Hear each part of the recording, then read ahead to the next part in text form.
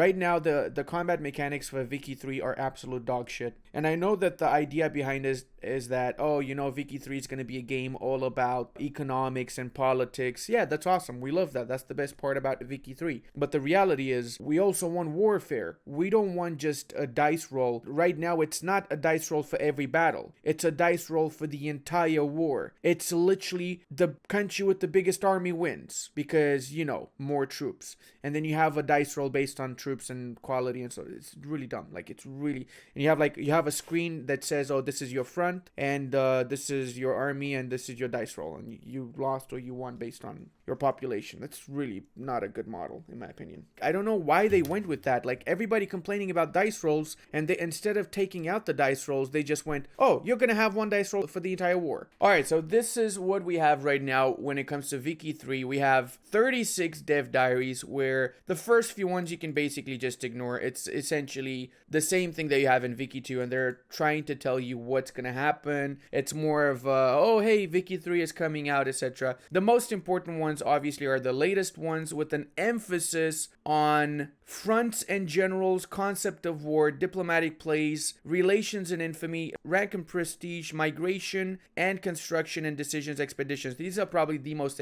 interesting dev diaries out of all of them, and in my opinion, definitely worth going through. Even colonization is interesting. So let me show you guys what I was talking about earlier, right? Fronts and generals, so you understand what exactly they want to do with war in Vicky 3. Let's do both fronts and generals and concept of war, because in the concept of war, the dev diary before fronts and generals, they explain what exactly they want to do with combat in Vicky 3. Like I said before, guys, this is 100% taken from the dev diaries. Maybe it's going to be changed by the time the game comes out, so keep that in mind. Remember that this game is still in closed alpha, so we don't know what exactly it's going to look like eventually, right?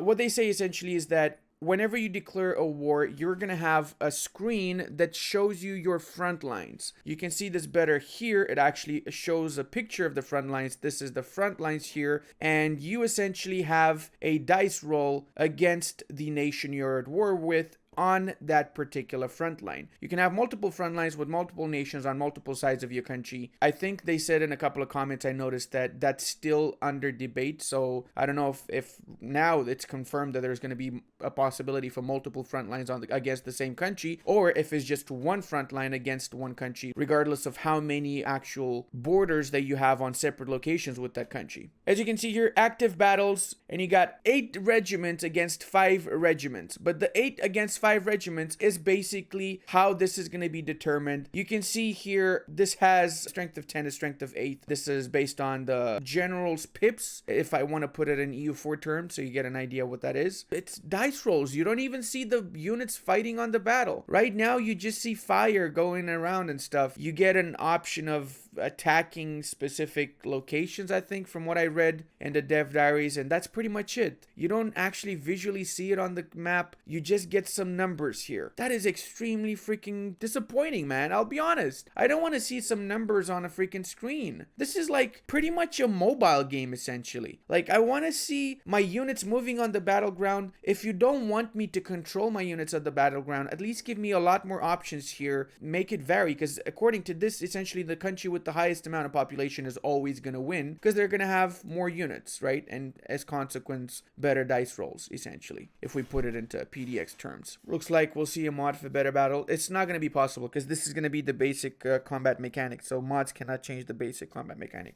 just like mods cannot change the basic combat mechanic in EU4. They can alter it, but they cannot change the mechanic itself. 100% the game's going to die out. If it comes out like this, people are going to play it at the start when it's hyped. Oh, it's Vicky 3, everybody. Yeah, it's the meme. It's Vicky 3, amazing. Let's play it. And then after they play it for a couple of days, maybe a couple of weeks, no one's going to play it, just like they didn't play Imperator Rome. The reality is, guys, that nobody wants dice rolls anymore. People want to actually be able to influence how the wars go. And I understand that Vicky 2 is a game about diplomatics. It's a game about politics. It's a game about managing your markets, your economy. But you manage your markets, economy, you do your diplomatics, so that when you go to war, you have fun in in that war for a brief period of time. Let's face it, there's few wars in Vicky 2, but when you do go to war, you feel the impact when your population dies on the battlefield. You feel that in your economic screen. You feel that because your output is reduced. You really enjoy wars in Vicky 2, and you're not going to enjoy wars in Vicky 3, and that's why the game's going to die if it stays on this track. I really hope they fix this. I really hope they bring back either regular system that you have from Vicky 2 or EU4, or keep this system but give a lot more options and not just a couple of numbers on the screen. Would have been amazing if they actually did a Hoi 4 style implementation of combat in Vicky 3. That would have made this game perfect. If it has the diplomatic options that EU4 has, the marketplace and the trade options and the production options of Vicky 2 Classic and the combat of Hoi 4, then this game would be the greatest game they will ever make. And if they don't make it, I'm sure another company is going to wake up at one point and realize that this market is basically open grounds. Right now, there's literally only Paradox making grand strategy games, and whenever there's other good companies coming into this field, they're going to suffer. They're going to need to double up on making proper games and listening to their audience. So you can see here, for example, this is a really good interface for us to look at. You have learning over here, which is the same like in Vicky 2. That's bureaucracy, I guess. And I guess this is prestige, and this is the income per month, all of this, of course. Then you have literacy rate. You have, I'm assuming, consciousness, this is. And then your overall population and your income right now.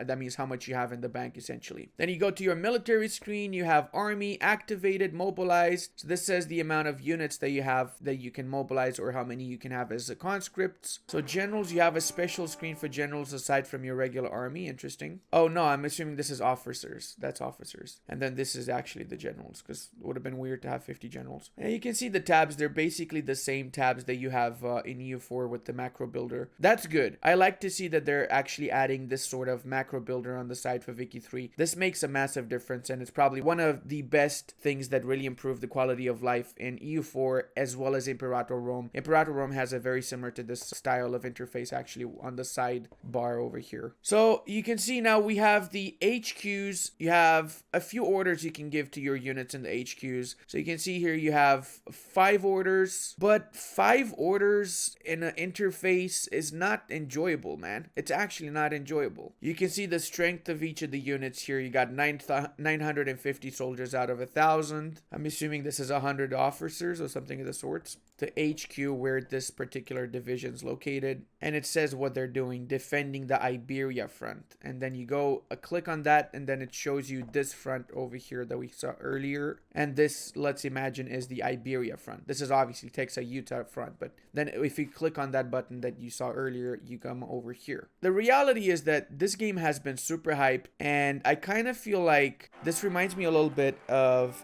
Blizzard's Diablo 3 or something like that. They had a Diablo that was on mobile, and it was a complete and utter shock, and I would not be super shocked if this was actually a mobile game. But no, I don't think it's going to be a mobile game. It's going to be a proper computer game, but maybe as an option you can play it on mobile. You never know. Maybe you could play it on mobile as well. Maybe it's like a computer / mobile. Could be an option. Like, the interface definitely gives the vibe of it being playable on mobile, which is not such a bad thing, guys, because, you know, at the end of the day, if you can play this awesome game on your mobile phone, that's good. You can play it when you're at work. You can play it whenever you're chilling in the bus or something, you know. It's not that bad. And the latest dev diary they have is the construction dev diary. And this essentially shows us how construction essentially works. So here you see somebody's building 4 logging camps. After they finish building these, you have an output of timber, I assume, or lumber, or whatever it's called. Wow, you can actually choose production methods. That's interesting. That is something new. You don't have this in Vicky 2. Obviously, this gives out a lot more options than Vicky 2, since, you know, it's a brand new game. It's good to see too. I like the map though. Like, you can see in the various pictures, the map looks really, really crisp. Like, I think this is going to be the best map out of all PDX games overall. So essentially, this here 40.599 is your production output. It's obviously based off of certain aspects like construction sectors in various areas of your country here. You can even see it says. And of course, it's probably based on your population type and how many people you have of that particular type, like it is in Vicky 2. And with each trade good giving out specific bonuses to that particular state, like in Vicky 2 essentially. So it's the same like Vicky 2, but improved. The map looks like a mobile game map. E4 is the best map. I don't know, man. I think it will grow on you guys. I think it's gonna grow on you. Look, it looks pretty good. It looks pretty good. Let's be fair. It does look good. Is there any other map we can see here that shows it better? Okay. Kind of looks a little bit like a mobile game. Oh God, please don't be a mobile game. Oh, dude. I like the way that they set up the Panama Canal. It looks really, really cool. So you can actually see on the map that the Panama Canal's got ships going through it and stuff. That's cool. So yeah, people of YouTube, if you see this, don't forget to subscribe, goddammit, and leave a like. Check out this other awesome video over here.